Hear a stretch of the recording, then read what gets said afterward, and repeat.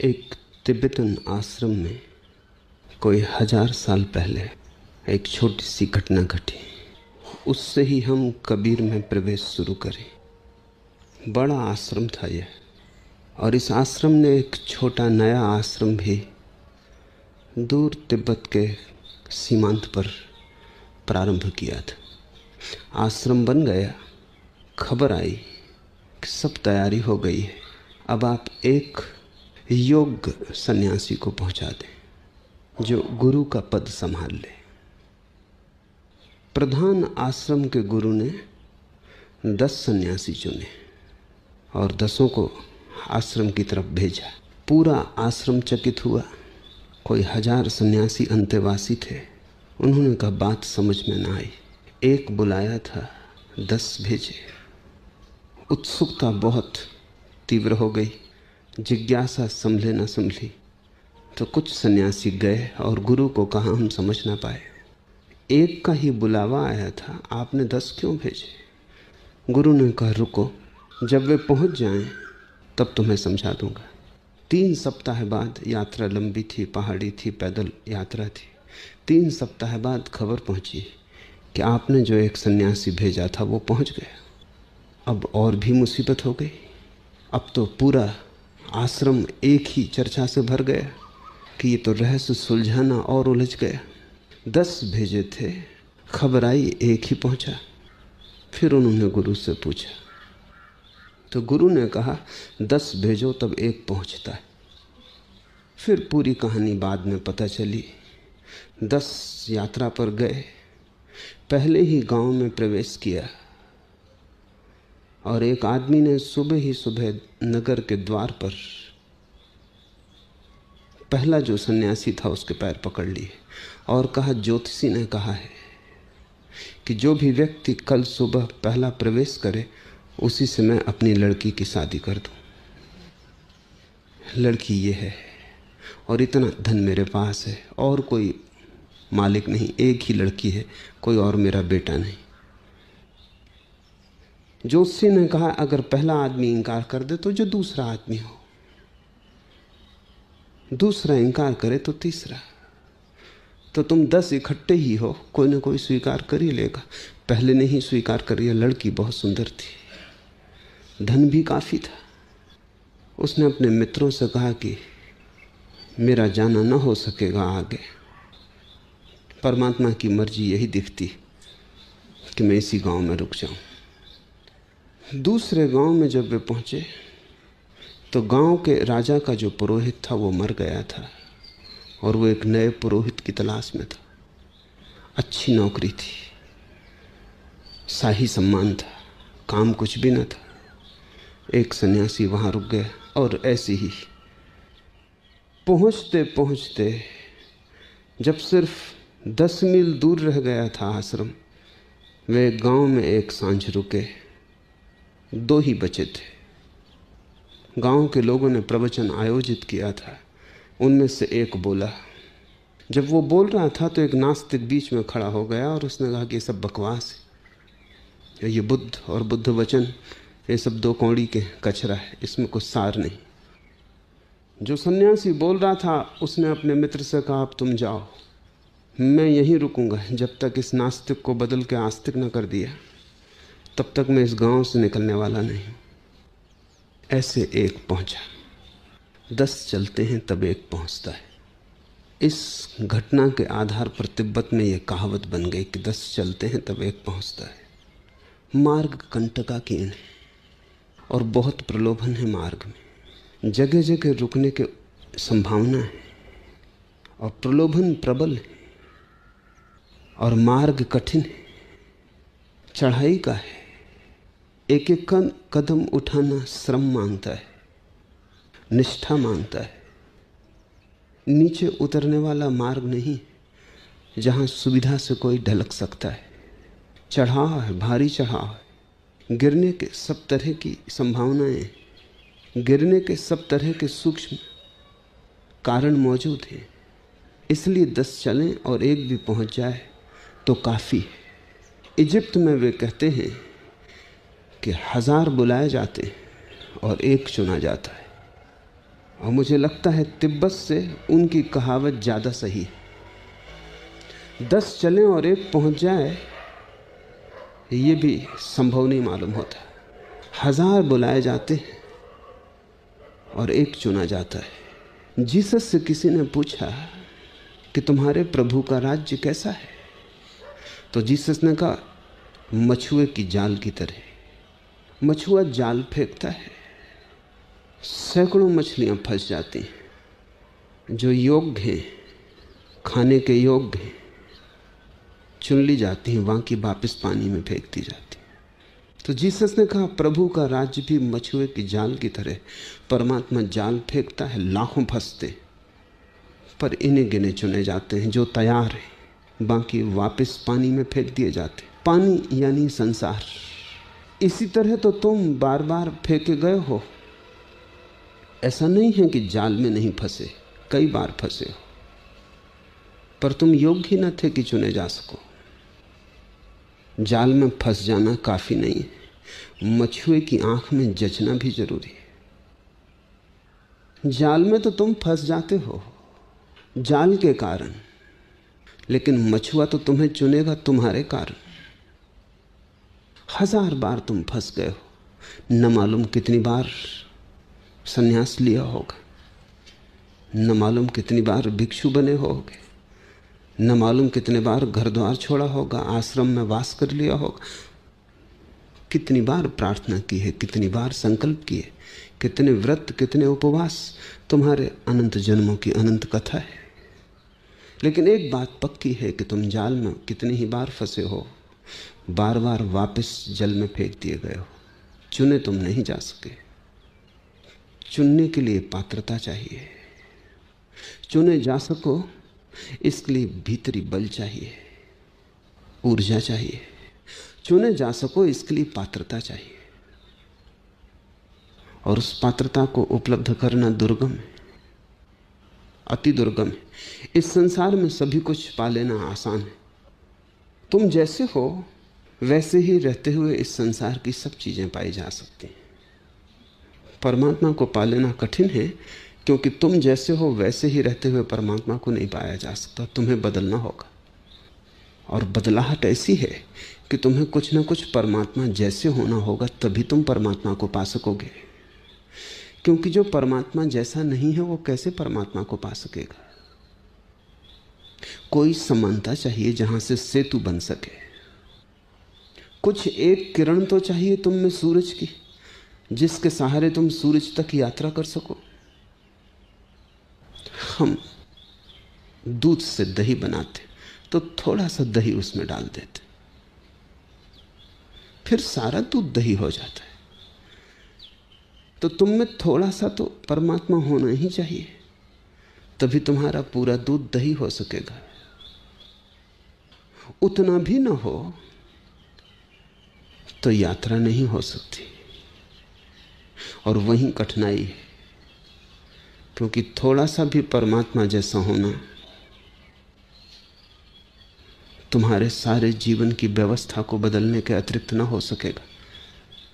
तुम्हारी पूरी जीवन की शैली और पद्धति रूपांतरित करनी होगी। इसलिए कबीर कहते हैं, तेरा जन एकाध है कोई।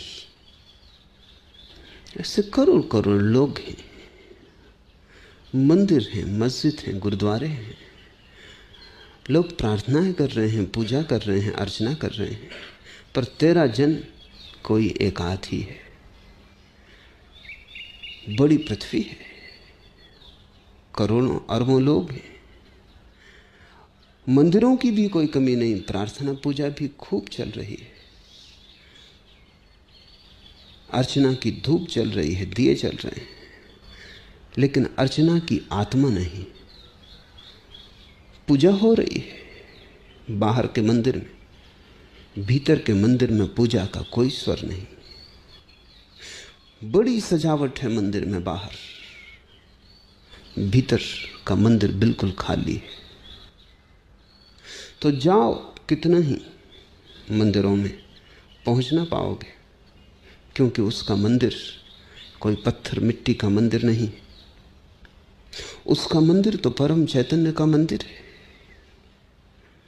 उसका मंदिर कोई आदमी के बनाए नहीं बनता।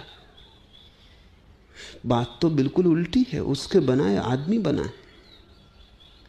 आदमी उसके मंदिर बना के किसको धोखा दे रहा है? तुम्हारे बनाए मंदिरों से तुम कहीं भी ना पहुंच सकोगे। तुम्हारे बनाए मंदिर तुमसे छोटे होंगे। उचित भी है, गणित साफ है। तुम जो बनाओगे वो तुमसे बड़ा कैसे हो सकता है? बनाने वाले से बनाई गई चीज बड़ी नहीं हो सकती। कविता कितनी ही सुंदर हो, कवि से बड़ी थोड़ी हो पाएगी। और संगीत कितना ही मधुर हो, संगीतज्ञ से बड़ा तो ना हो पाएगा। मूर्ति कितनी ही सुंदर हो, मूर्तिकार से तो सुंदर ना हो पाएगी। बनाने वाला तो ऊपर ही रहेगा, क्योंकि बनाने वाले की संभावनाएं अभी शेष हैं, सब चुक नहीं गया। वो इससे भी श्रेष्ठ बना सकता है। जिसने एक सुंदर गीत गाया वो इससे भी 1000 सुंदर गीत गा सकता है। और वो कितने ही गीत गाए, हर गीत के ऊपर ही वो रहेगा। तुम्हारे बनाए मंदिर तुमसे बड़े नहीं हो सकते। तुम्हारी बनाई हुई परमात्मा की प्रतिमाएं तुमसे छोटी होंगी। तुम ही उनके सृष्टा हो। तुम्हारा काम, तुम्हारा क्रोध, तुम्हारा लोभ, माया, मोह सब तुम्हारी मूर्तियों में समाविष्ट हो जाएगा। तुम्हारे हाथ ही तो छुएंगे और निर्माण करेंगे। तुम्हारे हाथ का जहर तुम्हारी मूर्तियों में भी उतर जाएगा। तुम्हारे बनाए हुए मंदिर तुमसे बेहतर नहीं हो सकते। और अगर तुम्हारा मन वैश्यालय में लगा है तो तुम्हारे मंदिर वैश्यालयों से बेहतर नहीं हो सकते। तुम जहां हो, तुम जैसे हो, तुम्हारी ही अनुकृति तो गूंजेगी, तुम्हारी ही धुन तो छूट जाएगी वहां। इसलिए तो परमात्मा के मंदिर हैं, नाम पर परमात्मा के हैं, बनाए आदमी के। और शायद इसीलिए जितना मंदिरों से नुकसान हुआ जगत का, किसी और चीज से नहीं हुआ। मंदिर और मस्जिदों ने लोगों को लड़ाया है, क्योंकि जिन्होंने बनाया था उनकी हिंसा उनमें उतर गई। मंदिर और मस्जिद ने आदमी को जोड़ा नहीं, तोड़ा है। उनके कारण पृथ्वी पर स्वर्ग नहीं उतरा, यद्यपि नरक की झलकें कई बार मिली। ठीक भी लगता है, साफ है बात, क्योंकि जिन्होंने बनाया है उनकी घृणा, उनकी हिंसा, सब उनकी आक्रमण की वृत्ति, उनकी दुष्टता, उनकी क्रूरता सभी मंदिरों में और मस्जिदों में प्रवेश कर गई है। तुम्हारे मंदिर में तुम किसकी पूजा कर रहे हो? अपनी ही पूजा कर रहे हो। तुम्हारे मंदिर तुम्हारे ही दर्पण हैं, जिनमें तुम्हारी छवि ही दिखाई पड़ रही है। इसलिए तो मंदिर और मस्जिद में तुम कितने ही भटको, तुम पहुंच ना पाओगे। तुम्हें अगर परमात्मा को खोजना है तो तुम्हें वो मंदिर खोजना होगा जो उसने ही बनाया है। वो मंदिर तुम ही हो। इसलिए कबीर कहते हैं, कस्तूरी कुंडल बसे। तुम्हें पता होगा कस्तूरी मृग का। कस्तूरी तो पैदा होती है मृग की नाभि में। कस्तूरी का नाफा नाभि में पैदा होता है। और कस्तूरी की जो सुगंध है वो मादा मृग को आकर्षित करने के लिए। जब मृग नर कामातुर होता है, जब कामातुरता बढ़ती है तो उसके शरीर से एक सुगंध फैलनी शुरू हो जाती। वो सुगंध बड़ी मादक है। कस्तूरी जैसी कोई गंध नहीं, बड़ी आकर्षक है, चुंबक जैसा उसमें आकर्षण है। मस्ती से भर देती है वो गंध मादा को। मादा पागल हो जाती, वो अपना होश खो देती। ये तो ठीक है, ये तो प्रकृति की व्यवस्था हुई। प्रकृति ने वैसी व्यवस्था की है कि नादा और मादा और नर एक दूसरे में चुंबकीय आकर्षण से बंधे रहें।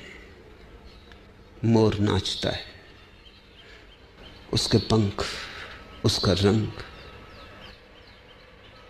कामातुर करते हैं।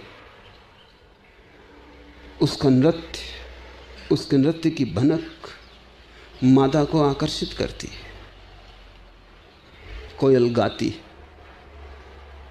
उसकी ध्वनि पुकार है, उसकी ध्वनि में बंधी मादा चली आती। वैसे ही कस्तूरी मृग है, उसकी नाभि में कस्तूरी पैदा होती और उसकी गंध शराब जैसी है। उस गंध में मादा अपना होश खो देती और समर्पण कर देती। यहां तक तो ठीक है, लेकिन कस्तूरी मृग की एक तकलीफ है कि उसको खुद भी बास आती। मोर नाचता है तो खुद तो अपने पंखों को नहीं देख सकता।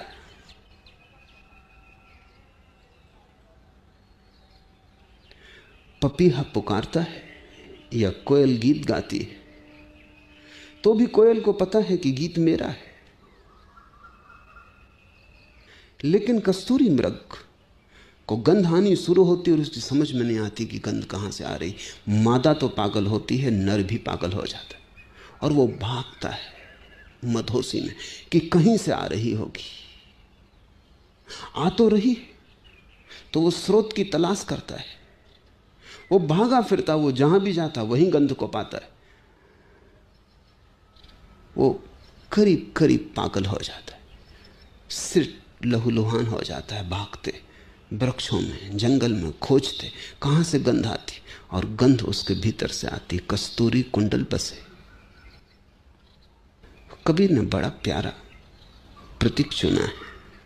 जिस मंदिर की तुम तलाश कर रहे हो वो तुम्हारे कुंडल में बसा है, वो तुम्हारे भीतर है, वो तुम ही हो। और जिस परमात्मा की तुम मूर्ति गढ़ रहे हो उसकी मूर्ति गढ़ने की कोई जरूरत ही नहीं, तुम ही उसकी मूर्ति हो। तुम्हारे अंतराकाश में जलता हुआ उसका दिया, तुम्हारे भीतर उसकी ज्योतिर्मयी छवि मौजूद है।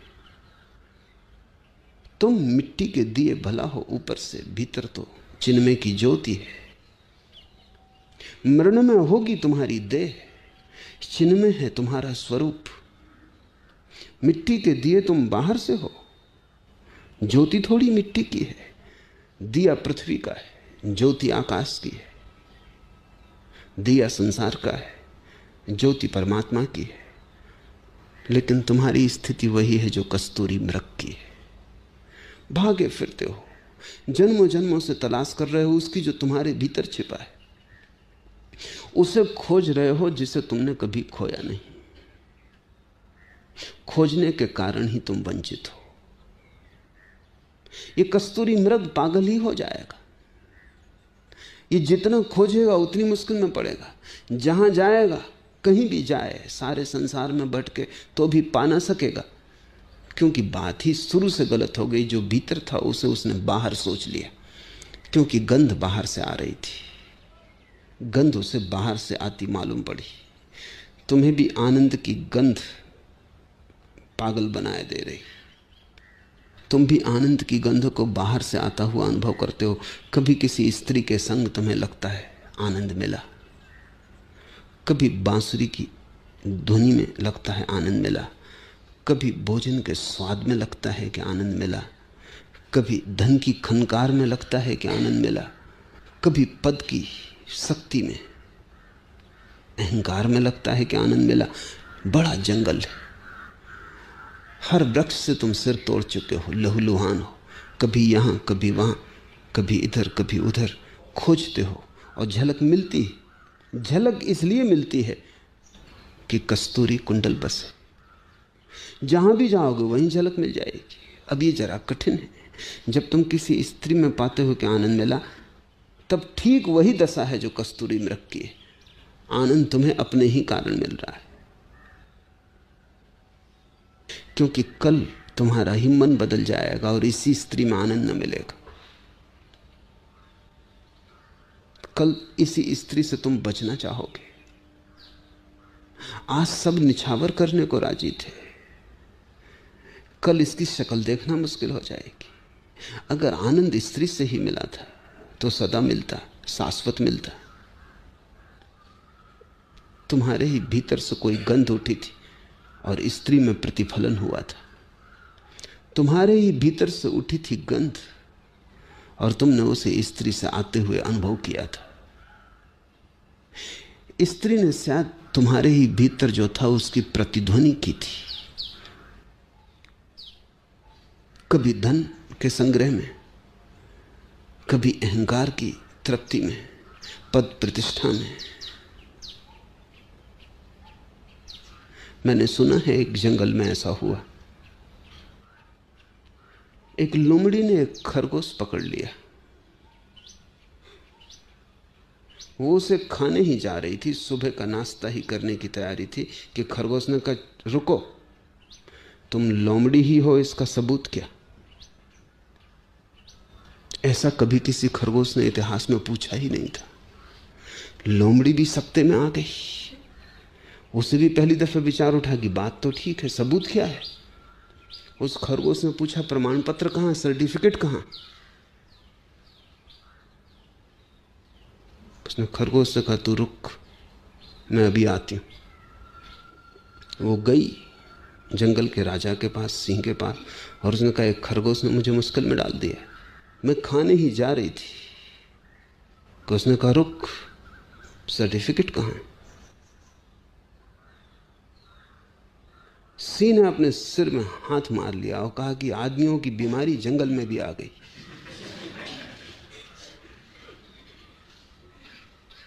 कल मैंने एक गधे को पकड़ा, वो गधा बोला कि पहले सबूत, प्रमाण पत्र क्या है? पहले तो मैं भी सख्ते में आ गया कि आज तक किसी गधे ने पूछा ही नहीं, इस गधे को क्या हो गया? वो आदमी के सत्संग में रह चुका था।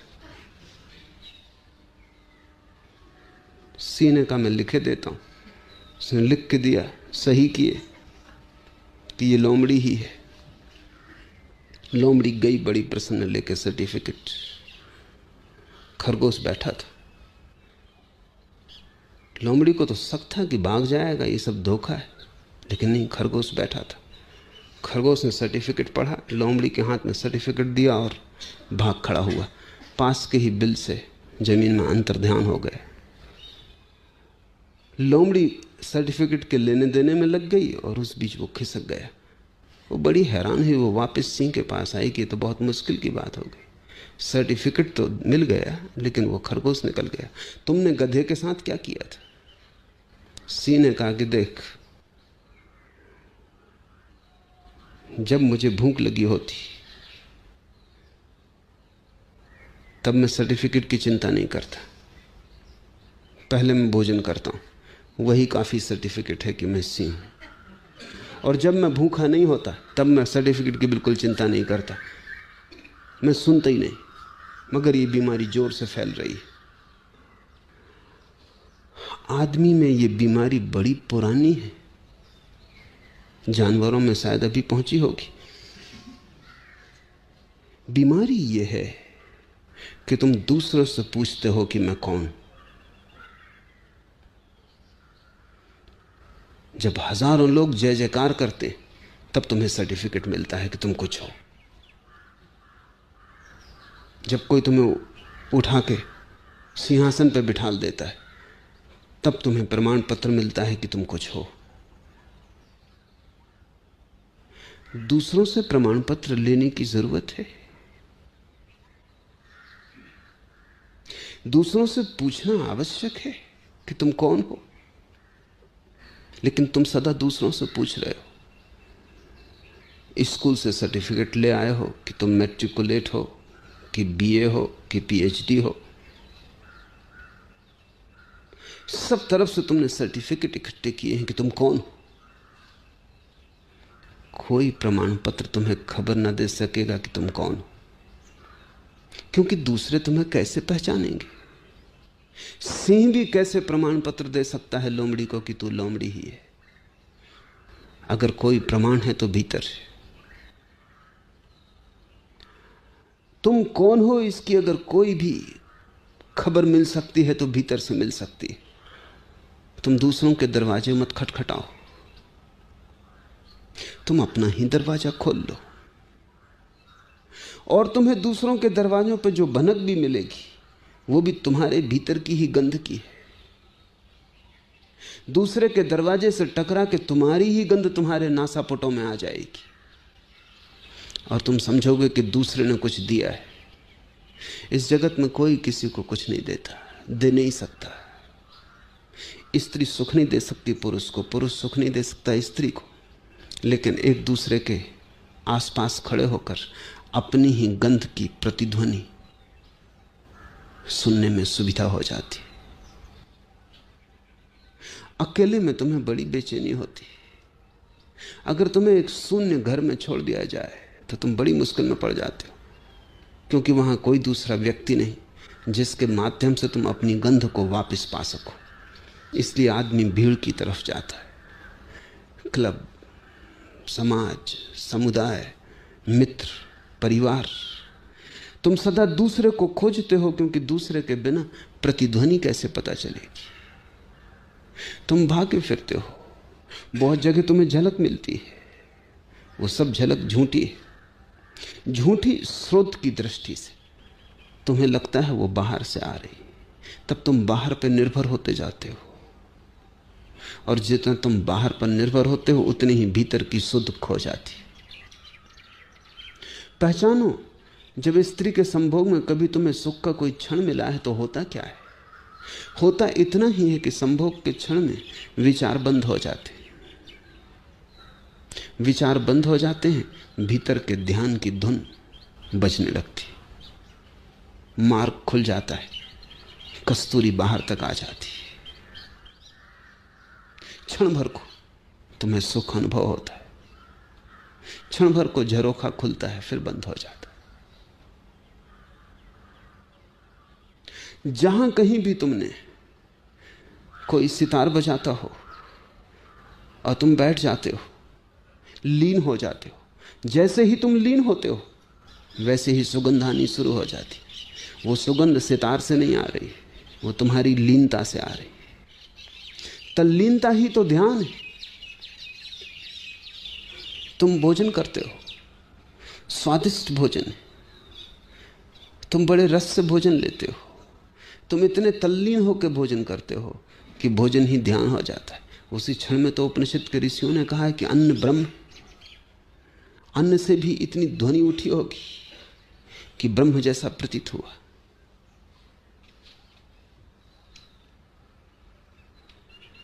होता क्या है? समझ लो कि तुम भोजन कर रहे हो, बड़ा स्वादिष्ट है, तुम बड़े तल्लीन हो, बड़ा सुख आ रहा है, स्वाद रोए रोए में डूबा जा रहा है। तभी कोई खबर लेके आता है कि बाहर पुलिस खड़ी और मिसा के अंतर्गत तुम गिरफ्तार किए जाते। तत्क्षण स्वाद खो गया, भोजन अब भी वही है, लीनता टूट गई। भोजन वही है, जीव वही है, शरीर में अब भी वे ही रस काम कर रहे हैं, लेकिन लीनता टूट गई। अब भोजन में कोई स्वाद नहीं, भोजन बेस्वाद हो गया। अब भोजन में नमक है या नहीं तुम्हें पता ना चलेगा। अचानक क्या बदल गया? सब तो वही है। और फिर एक आदमी भीतर आता है, वो कहता घबराओ मत, सिर्फ मजाक की थी, कोई पुलिस नहीं आई है, कोई मिसा के अंतर्गत गिरफ्तार नहीं किए गए। फिर लीनता आ गई। जो भोजन बेस्वाद हो गया था, बड़ा फासला हो गया था, वो फिर स्वादिष्ट हो गया। फिर तुम मग्न हो, तुम ही दान देते हो, तुम ही भोग करते हो, तुम ही पहले भोजन में रस डाल देते हो लीनता के द्वारा, फिर तुम ही स्वाद लेते हो। तुम ही स्त्री या पुरुष ने अपनी कामना के द्वारा ध्यान को केंद्रित कर देते हो, फिर अपनी ही धुन सुनते हो। कस्तूरी कुंडल बसे। जहां भी तुमने कहीं आनंद पाया हो, स्मरण रखना कि वो तुमने ही डाला होगा, क्योंकि दूसरा कोई उपाय नहीं है। धन में डाल दो तो धन में आनंद मिलने लगेगा, पद में डाल दो तो पद में आनंद मिलने लगेगा, जिस बात में भी डाल दो वहीं से आनंद मिलने लगेगा। आनंद तुम्हारा स्वभाव है, वो तुम्हारी नाभि में ही छिपा, और तुम मदमाते भाग रहे हो और वहां खोज रहे हो जहां वो नहीं, और वहां से तुम्हारी आंख बिल्कुल चूक गई है जहां वो है। तेरा जन एकाध है कोई, कोई एकाध करोड़ों में भीतर की तरफ मुड़ता है, कोई एकांत करोड़ों में इस राज को समझ पाता है कि जिसे मैं बाहर पा रहा हूं वो मेरे भीतर है। इस राज की कुंजी हाथ में आते ही जीवन में क्रांति घटित हो जाती। तुम्हारे हाथ में स्वर्ग का द्वार आ गया पहली दफा। अब कहीं खोजने की कोई जरूरत न रही। अब तो जब भी चाहा सुगंध भीतर है, स्वर्ग भीतर है। जब जरा गर्दन झुकाई देख ली, दिल के आईने में है तस्वीरें यार। अब बस गर्दन झुकाने की बात रही। धीरे धीरे तो गर्दन झुकाने की भी बात नहीं रह जाती। तुम ही हो, गर्दन भी क्या झुकानी है। जहां रहे जैसे रहे वहीं आनंद फैलता रहेगा। जहां रहे जैसे रहे, सुविधा में रहे असुविधा में रहे, स्वस्थ थे कि बीमार थे, गरीब थे कि अमीर थे, जवान थे कि वृद्ध थे, जन्म रहे थे कि मर रहे थे, कोई फर्क नहीं पड़ता। तुम ही हो वो परम स्वर्ग। अब कुछ भी बाहर होता रहे वो सब बाहर है, और भीतर अनाहत संगीत गूंज रहा है। और भीतर, उस भीतर के महासुख में जरा भी दरार नहीं पड़ती, कोई विघ्न नहीं आता, क्योंकि जो बाहर है वो बाहर है और उसके भीतर पहुंचने का कोई उपाय नहीं। एक बार तुम्हें अपने भीतर का मंदिर मिल गया और एक बार तुमने राह पहचान ली, फिर तुम्हें भटकाने का कोई उपाय नहीं, क्योंकि कोई भटका भी नहीं रहा था, तुम खुद ही भटक रहे थे। क्योंकि तुम्हें लगता था गंध आती बाहर से, और गंध छिपी थी तुम्हारी नाभि में। तेरा जन एकाध है कोई, करोड़ों में कोई एक भीतर की इस बात को पहचान पाता। अड़चन क्या है? खोजते तो सभी हैं, पाना भी सभी चाहते हैं, फिर पा क्यों नहीं पाते? कहाँ अवरोध है? कहाँ मार्ग में दीवार आ जाती? काम क्रोध और लोभ विवर्जित हरिपद चिन्ह सोई। इन तीन को कबीर कहते हैं काम क्रोध और लोभ। इनकी विवर्जना है, इनका अवरोध है, इनके कारण ही पहचान मुश्किल हो जाती है, इनके कारण ही हरिपद को चिन्हना मुश्किल, करीब करीब असंभव हो जाता है। इन तीन को हम समझने की कोशिश करें। काम क्रोध लोभ। काम है जो हमारे पास है उससे ज्यादा पाने की आकांक्षा, जो मिला है उससे तृप्त न होना काम है, जो है उससे असंतोष काम है। इसलिए मोक्ष की कामना भी कामना ही है, परमात्मा को पाने की इच्छा भी काम है। धन पाने की इच्छा तो काम है ही, स्त्री पाने की, पुरुष पाने की इच्छा तो काम है ही, परमात्मा को पाने की इच्छा, मोक्ष को पाने की इच्छा भी काम। काम का अर्थ इतना ही है कि जो है उतना काफी नहीं, और अकाम का अर्थ है जो है वो काफी से ज्यादा है। जो है वो परम तृप्ति दे रहा है, जो है वो परितोष दे रहा है। उतने से हम राजी ही नहीं हैं, हम प्रफुल्लित हैं। जो मिला है उससे हम अनुग्रहित हैं, फिर काम विसर्जित हो जाता है। इसलिए ध्यान रखना, दो तरह के कामी हैं, सांसारिक और धार्मिक। सांसारिक कामी बाजार में बैठा है, वो धन इकट्ठा कर रहा है, पद प्रतिष्ठा इकट्ठा कर रहा है, मकान बड़े से बड़ा किए चला जा रहा है। और एक धार्मिक कामी है, वो सन्यासी हो गया, मुनि हो गया, मंदिर में बैठा है, आश्रम में बैठा है, लेकिन वो भी कामी है। उसकी कामना का विषय बदल गया है, लेकिन कामना नहीं बदले। कल वो धन चाहता था, अब वो ब्रह्म चाहता है। चाह बाकी है, और चाह है काम। क्या तुम चाहते हो इससे कोई फर्क नहीं पड़ता। जब तक तुम चाहते हो तब तक तनाव रहेगा, और जब तक तनाव रहेगा तब तक अवरोध रहेगा।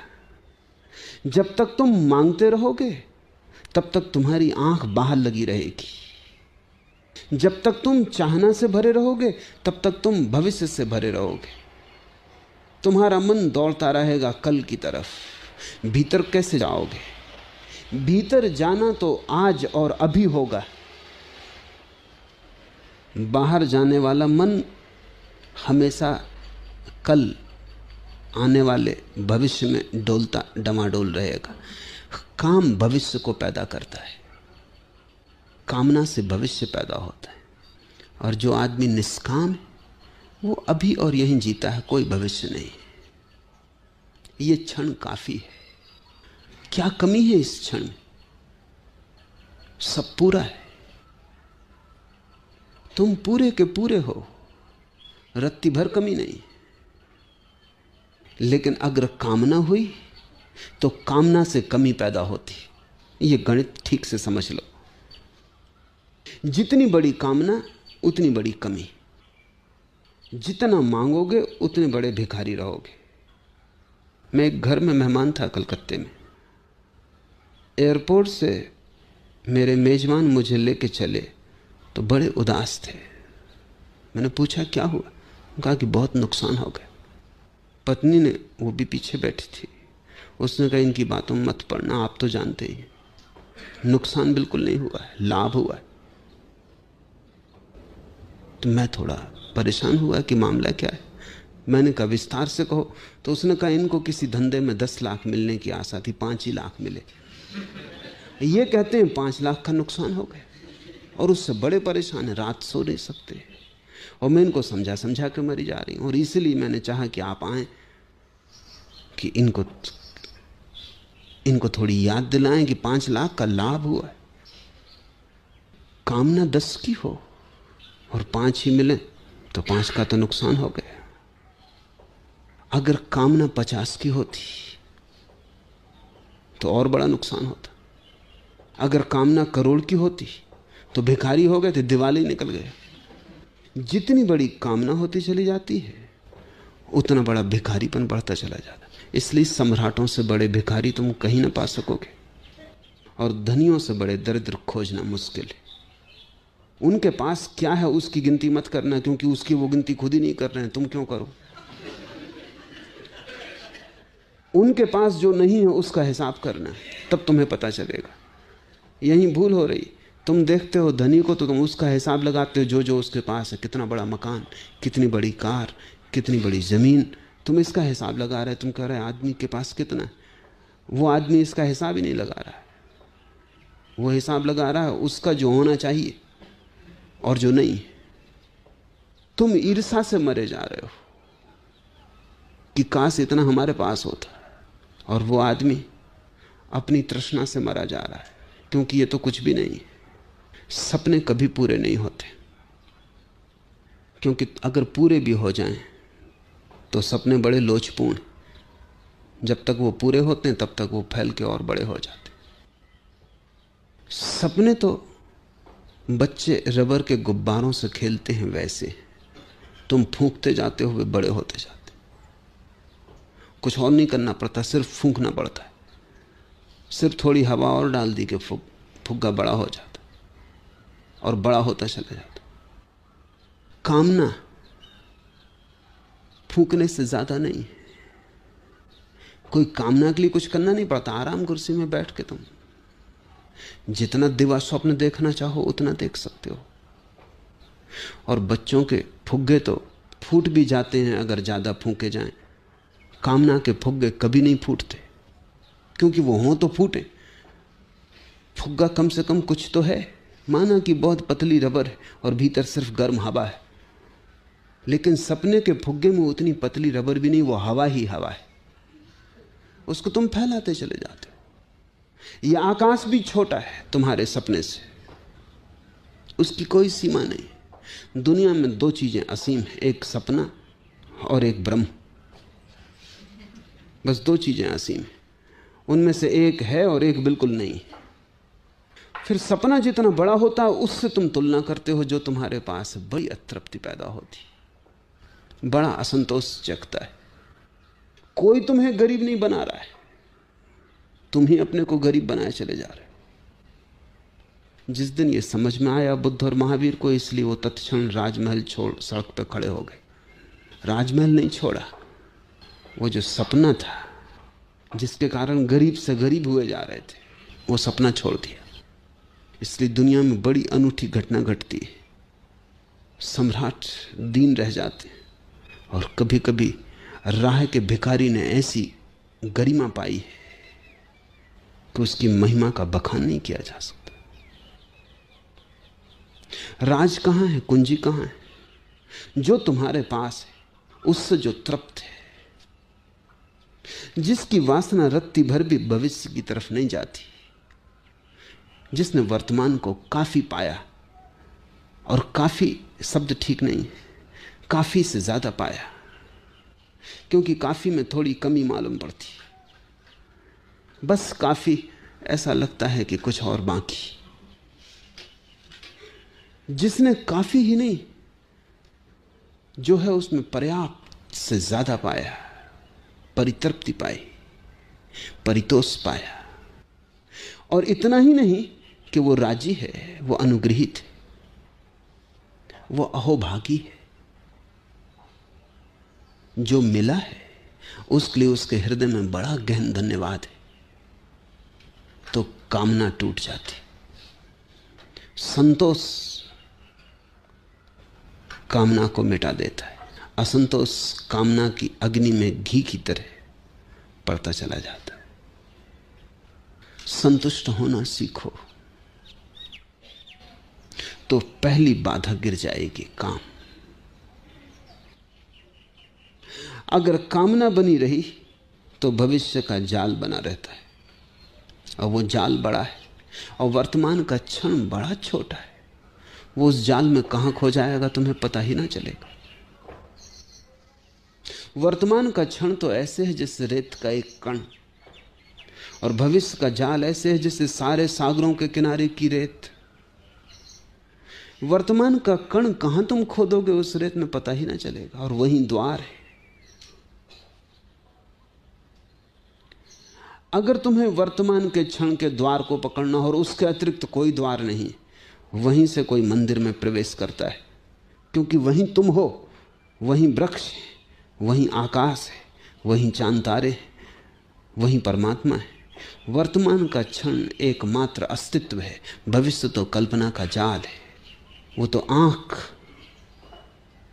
खुले रख के सपने देखने का ढंग है, दिवा स्वप्न। अगर तुम्हारी कामना भविष्य की तरफ बढ़ती जाती है तो एक अवरोध दूसरे अवरोध को सहायता देता है। जिस आदमी की कामना भविष्य में होगी उसका लोभ अतीत में होगा। लोभ अतीत है और कामना काम भविष्य। लोभ का मतलब है जो है उसे जोर से पकड़े रहो।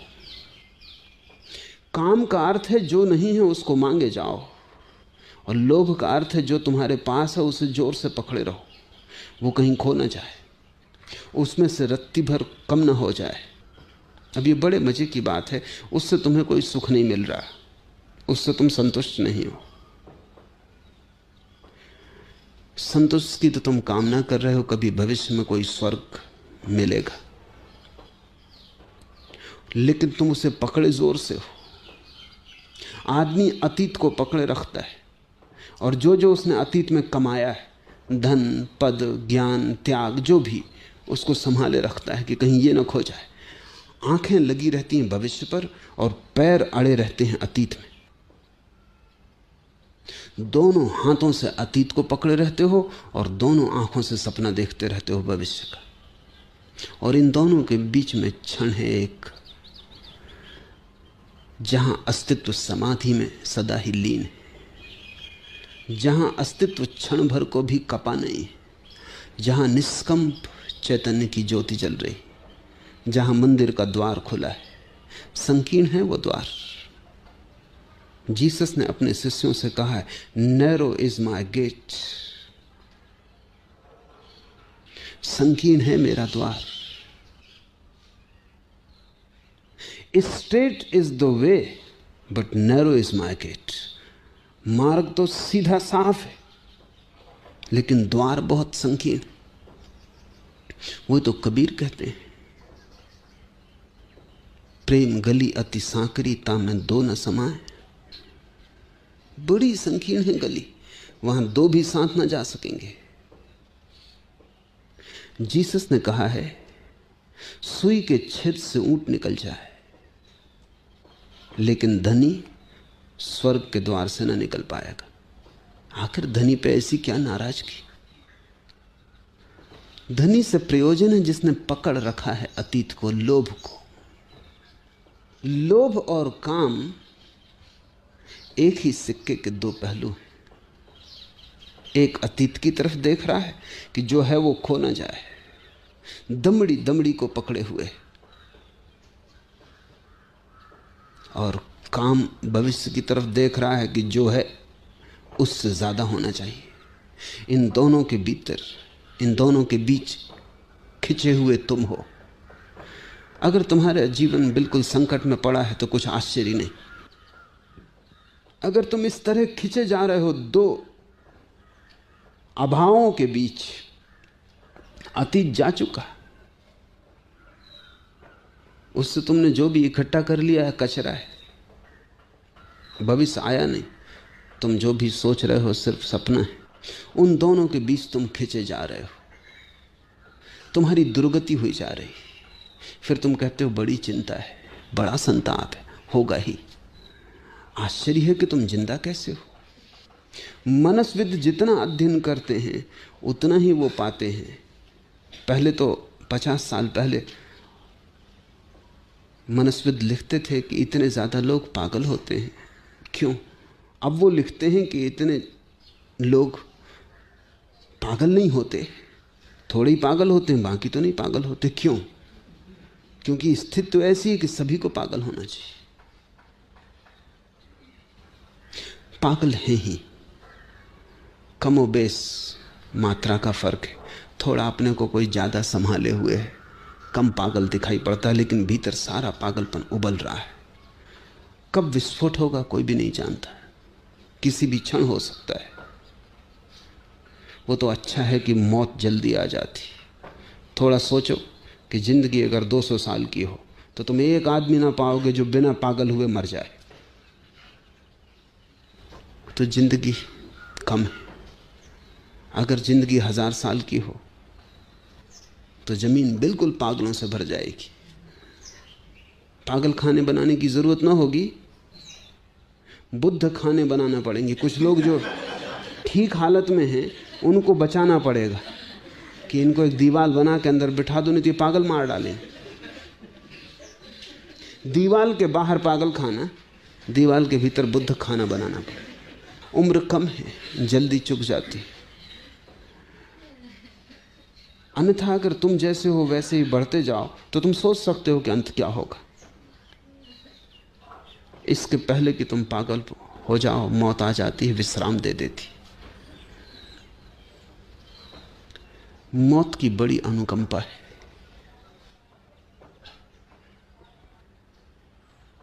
काम और लोभ, काम तो संतोष से चला जाता है, लोभ कैसे जाएगा? सिर्फ संतोष काफी नहीं है। लोभ का अर्थ है तुम पकड़ते हो, तुम्हारी देने की क्षमता खो गई, तुम बांट नहीं सकते। और जो आदमी बांट नहीं सकता वो अपनी चीजों का मालिक नहीं, गुलाम। जब तुम देते हो तभी तुम पहली दफा मालिक होते हो। तुमने जो चीजें दे दी उन्हीं के तुम मालिक हो। देने से पहली दफा मालिकियत पता चलती, वही दे सकता है जो मालिक है। जो मालिक ही नहीं है वो कैसे दे सकता है? इसलिए कृपण से ज्यादा कुरूप इस जगत में कोई दूसरा व्यक्तित्व नहीं है। कृपणता सबसे बड़ी कुरूपता है। जीवन का सारा सौंदर्य खो जाता है। कंजूस की शक्ल देखो, उसका जीवन का ढांचा देखो, उसमें तुम्हें कहीं भी कोई सौंदर्य न दिखाई पड़ेगा, उसमें तुम्हें कहीं प्रेम की गंध न मिलेगी। क्योंकि कंजूस प्रेम नहीं कर सकता, क्योंकि प्रेम में खतरा है, बांटना पड़े, देना पड़े। प्रेम में यह खतरा है कि दूसरा पास आएगा तो कुछ ना कुछ ले जाएगा। मैं एक घर में रहता था, घर के जो मालिक थे उनको मैंने कभी नहीं देखा कि वो अपने बच्चों से बात करते हों या अपनी पत्नी के पास बैठते हों। वो घर में आ जाते थे तो बच्चे कपते, पत्नी डरती, और पत्नी डरे तो समझो कोई खास मामला है, क्योंकि आमतौर से पत्नियां डरती नहीं। कभी कभार ऐसा होता है, 100 में एक आध मौके पे कि पत्नी डरे। पत्नी डरती, नौकर कपते, और उनको मैंने कभी नहीं देखा कि वो राह से निकलते कि इधर उधर देखते हो। बिल्कुल सीधा वो अपना एकदम चले जाते तीर की तरह। मैंने उनसे पूछा कि मामला क्या है, तो उन्होंने कहा कि अगर जरा ही हंस के पत्नी से बोलो, कहती है फलाना गहना ले आओ, ये करो। हंस के बोले कि फंसे तो चेहरा सख्त रखना पड़ता है। अगर बच्चे को जरी पीठ थपथपाओ, वो खीसे में हाथ डालता। अगर नौकर की तरफ देख भी लो, वो तैयार खड़ा है कि तनख्वाह बढ़ाओ। मगर इस आदमी की जिंदगी सोचो, पैसा तो ये बचा लेगा और सब खो जाएगा। इसकी जिंदगी में कोई सुख का क्षण नहीं हो सकता, क्योंकि जो अपने बच्चे की पीठ थपथपाने में भी भयभीत होता हो, जो पत्नी के पास बैठ के मुस्कुराने से डरता हो, ये आदमी ना हुआ, एक तरह का पत्थर हो गया। इसका हृदय धीरे धीरे धड़कना बंद हो जाएगा, सिर्फ फेफड़ा हवा फेंकता रहेगा, हृदय की धड़कन खो जाएगी। इसके जीवन में जो भी संवेदनशील है वो सब नष्ट हो जाएगा, क्योंकि ये डरा हुआ, ये कंजूस है, ये भयभीत है। इसने संपत्ति को सब कुछ मान लिया। ये संपत्ति की रक्षा करेगा लेकिन मालिक नहीं है, पहरेदार हो सकता है। मालिकियत तो तभी होती जब तुम बांट पाते हो, और देने की कला सीख लेना इस जगत में सबसे बड़ी कला है, क्योंकि उसी द्वार से सब कुछ आता है। जो देता है उसे मिलता है, जो लुटाता है उस पर बरसता है। कबीर ने कहा है, जैसे कि नाव में पानी भर जाए तो तुम क्या करते हो, दोनों हाथ उलीचिए। ऐसे ही जीवन में जो तुम्हें मिल जाए तुम दोनों हाथ उलीचना।